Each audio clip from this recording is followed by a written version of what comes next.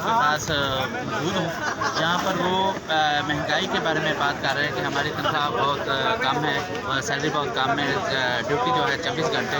تو میرے پاس بھائی کھڑے ہیں، ان سے پوچھتے ہیں کہ آپ یہ جو مہنگائی دن بہ دن پیٹرول بڑھ رہا ہے تو اس کے بارے میں آپ کیا کہیں گے؟ جی آپ کیا کہنا چاہتے ہیں کہ یہ جی اس بالکل، مہنگائی کے ہم بارے یہ میں؟ کہنا چاہتے ہیں کہ پنجابی میں بات کر سکتے ہیں۔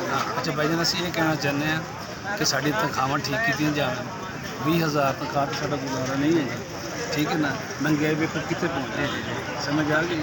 ਤੇ ਸਾਡੀ ਡਰਾਈਵਰ ਦੀ ਤਨਖਾਹ ਜਿਹੜੀ 22 ਚੱਲ ਰਹੀ ਹੈ ਤੇ ਲਿਹਾਜ਼ਾ ਅਸੀਂ ਇਹ ਅਪੀਲ ਕਰਨੇ ਇਸ ਗੌਰਮੈਂਟ ਨੂੰ ਕਿ ਸਾਡੀ ਤਨਖਾਹਾਂ ਵਧਾਈ ਜਾਵੇ, ਸਾਡਾ ਕੋਈ ਸ਼ਡਿਊਲ ਬਣਾਇਆ ਜਾਵੇ, ਕੋਈ ਸਾਡੇ ਬਾਰੇ ਸੋਚਿਆ ਜਾਵੇ।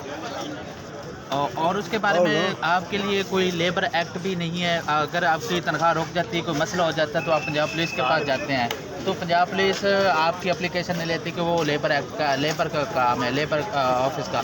اگر آپ لیبر آفس اپنی اپلیکیشن لے جاتے ہیں تو اس کے بعد وہ لیبر والے کہتے ہیں کہ آپ کے لیے قانون نہیں بنا۔ کیا آپ اپنی گورنمنٹ سے کیا کہنا چاہتے ہیں؟ ایک منٹ بھائی، یہ ڈرائیوروں کا مسئلہ ہے۔ حکومت سے یہی ہم کہتے ہیں، ਅਸੀਂ ਕਹਿਣਾ ਚਾਹੁੰਦੇ ਹਾਂ ਕਿ ਸਾਡਾ ਖਿਆਲ ਕੀਤਾ ਜਾਵੇ، اچھا ਤੇ ਲਿਹਾਜ਼ਾ ਅਸੀਂ ਜਿਹੜਾ ਨਾ ਸਾਡੇ ਬਾਰੇ ਸੋਚਿਆ ਜਾਵੇ। ਹਰ ਸ਼ਹਿਰ ਦਾ ਸ਼ਡਿਊਲ ਬਣਾ ਸਕਦੇ ਨੇ, ਡਰਾਈਵਰਾਂ ਦਾ ਸ਼ਡਿਊਲ ਕਿਉਂ ਨਹੀਂ ਬਣਾ ਸਕਦੇ?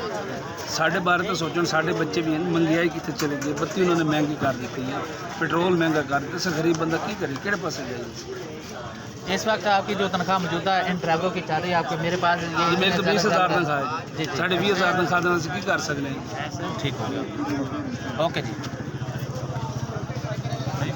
بس تو نہیں کرنا، ٹھیک ہو اوکے جی سر، تھینک یو۔